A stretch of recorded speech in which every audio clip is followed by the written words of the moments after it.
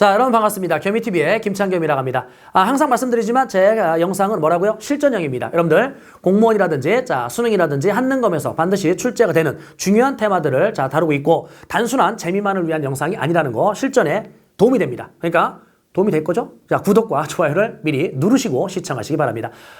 오늘 다룰 주제는 뭐냐면요. 1905년도에 일본 메가타가 재정고문으로 와 있었는데 그 메가타가 1905년도에 뭡니까? 화폐 정리 사업이라는 걸 할 겁니다. 그 화폐 정리 사업은 내용은 일단 이렇습니다. 예, 그 당시에 이제 우리나라에 백동화라는 동전이 있었는데 그 백동화의 상태가 좀 안 좋답니다. 동전이다 보니까 좀 찌그러지고 뭐 이랬을 거 아닙니까?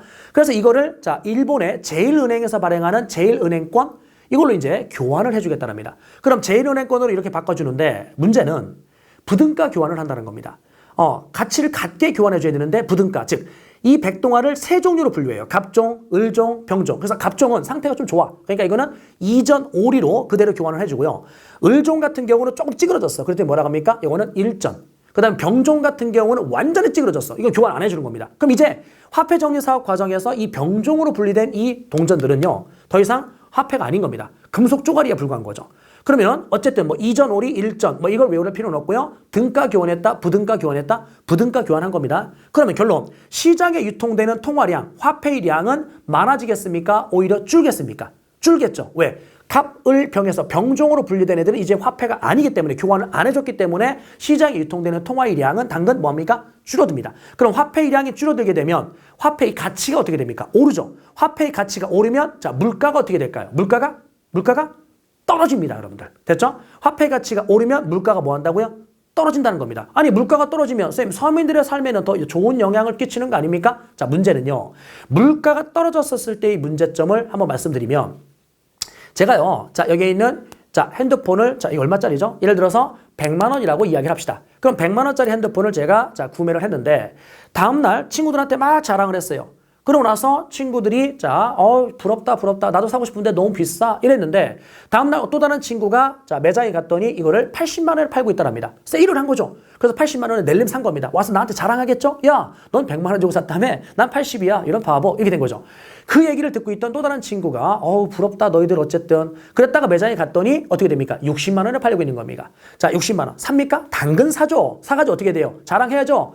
자, 친구들을 모아서 너는 100만 원 주고 샀니? 나는 80? 난 60이야. 하면서 이제 자랑질을 막 합니다. 이 이야기를 듣고 있던 D가 또 다른 친구가 또 갔습니다. 갔더니 어떻게 돼요? 40만 원에 팔고 있는 겁니다. 그럼 40만 원에 팔리고 있는데 어떻게 돼요? 낼름 샀습니까? 샀습니다. 산 다음에 와서 또 친구들한테 자랑질을 또 했겠죠. 야, 너희들은 이거를 왜 그렇게 비싸게 주고 샀니? 꼴랑 40만 원짜리인데 이런 식으로 막 자랑질을 합니다. 이 이야기를 듣고 있던 누군가가 매장에 갔습니다. 다음날. 갔더니 어떻게 됩니까? 30만 원이랍니다.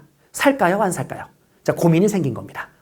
더 떨어질 거라는 거죠. 그래서 다다음날, 사는 걸 미루고 다다음날 다시 갔습니다. 다시 갔더니 어떻게 돼요? 25만 원이랍니다. 살까요? 안 살까요? 안 산다는 겁니다. 왜요? 더 떨어질 수 있거든요. 그래서 또 일주일 뒤에 갔습니다. 그랬더니 얼마라고요? 20만 원이랍니다. 삽니까? 안 삽니까? 안 사는 거죠. 바닥을 기대하는 겁니다. 더 떨어지는 곳이 어딜까라고 바닥을 기대하는 거죠. 그러니까 물가가 떨어진다고 여러분들 무조건 좋은 게 아니라 이 기대 심리가 생긴다는 거죠. 어디까지 떨어질 것이냐. 그러니까 그 과정에서 소비가 이루어지지 않습니다. 그러면 결국 누가 몰락합니까? 상공업자들이 몰락합니다. 그래서 이 일본의 화폐 정리 사업으로 인해서 화폐의 가치가 오르게 됐고 따라서 물가가 떨어지게 되는데 물가의 하락은 결국 상공업자들의 몰락으로 이어지게 됐고 국내 은행들도 몰락합니다. 왜냐하면 은행에 많은 자금들을 백동화를 가지고 있었는데 고객의 돈을 가지고 있었는데 이걸 제일은행권으로 바꾸랍니다. 그래서 바꾸러 갔더니 전부 다 병종이네. 그럼 결국 어떻게 됩니까? 은행이 돈을 다 날린 거 아니에요? 그러니까 몰락하게 되죠. 그래서 아무런 이런 경제적 혼란이 또 야기가 됐고요.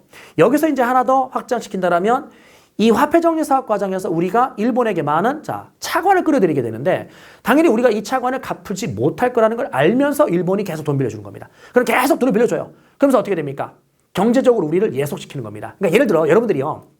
친구한테 급하게 한 10만 원 빌렸습니다. 10만 원 빌렸고 야 내일까지 줄게? 그래서 내일까지 줘야 되는데 불가피한 또 사정 때문에 내일 주지 못하는 상황이 됐습니다. 근데 우연히 그 친구와 복도에서 마주치면서 이렇게 걸어옵니다. 어떻게 돼요? 친구가 야, 돈 내놔. 이렇게 말하진 않았지만 이렇게 마주치는 순간 찜찜함. 뭔지 아시겠죠? 그러니까 이 친구가 달라고 하지 않았지만 내가 갚기로 했던 날짜는 이미 지나고 있는 거잖아요. 그러니까 마음속으로 찝찝함이 있죠. 그러니까 결국 우리가 일본에게 많은 차관을 끌어왔기 때문에 무슨 정리사업 과정에서 화폐 정리사업 과정에서 이로 인해서 경제적으로 예속이 된다는 겁니다. 그래서 나중에 자, 일본의 경제적 예속 관계를 벗어나자라고 하면서 무슨 보상운동? 국채보상운동이라는 게 또 벌어지게 되죠. 그래서 국채보상운동은 자, 제가 또 다른 영상을 통해서 자, 말씀을 드릴 거고요. 이번 시간에 이제 마무리 지을 건 뭐냐면 화폐 정리 사업이 1905년도에 있었던 건데 여기에서 나타난 현상에 자, 물가가 어떻게 된다고요? 떨어지잖아요. 근데 앞에 있는 흥선대원군을 한 번만 우리가 떠올려 볼게요. 흥선대원군 같은 경우는 자, 뭐 했습니까? 경복궁이라는 걸 중건하잖아요. 그 경복궁을 중건할 때 원납전이라는 기부금을 처음에 받았는데 그것만 가지고는 돈이 부족했어요. 그래서 흥선대원군은 당백전이라는 걸 발행합니다. 그럼 기존에 전국적으로 유통되는 조선 후기니까 19세기. 자, 그러면 어쨌든 전국적 유통되는 화폐가 있을 텐데 그거 외에 자, 당백전이라는 즉 100배 가치에 해당하는 추가적인 화폐가 발행이 됐어요. 그럼 이게 100배 가치다. 그게 중요한 게 아니라 기존에 뭔가의 화폐가 있는데 추가적인 화폐가 발행이 된 겁니다. 그럼 시장에 전체 유통되는 통화량은 어떻게 된 겁니까? 많아지는 거죠. 통화량이 많아지니까 화폐의 가치가 떨어집니다. 화폐의 가치가 떨어지니까 물가가 오른다는 겁니다. 아하, 화폐의 가치와 물가는 반비례 현상을 일으키고 있네요. 그죠? 그래서 흥선대원군이 경복궁을 중건하는 과정에서의 당백전 발행은 물가 상승, 당시 실제 물가가 26배 정도 폭등을 합니다. 서민들의 어떤 경제에 많은 어려움을 줬겠죠. 아무튼요, 이거와 반대로 화폐 정리 사업에서는 자, 물가가 뭐한다? 떨어진다는 거, 이걸 이해해 두시고 물가가 떨어졌을 때 좋은 것만 있는 게 아니다. 상공업자들이라든지 자, 여기 있는 은행들이 다 몰락하게 됐고 우린 경제적으로 또 어려움을 겪게 됐었다는 겁니다. 자, 흥선대원군도 출제가 잘 되고요. 화폐 정리 사업도 단독으로 출제되는 하나의 주제이기 때문에 자, 결과의 값을 비교하면서 이해를 해 두시기 바랍니다. 예, 고생하셨고요. 자, 이제 또 다른 영상을 통해서 만나뵐 수 있도록 하겠습니다.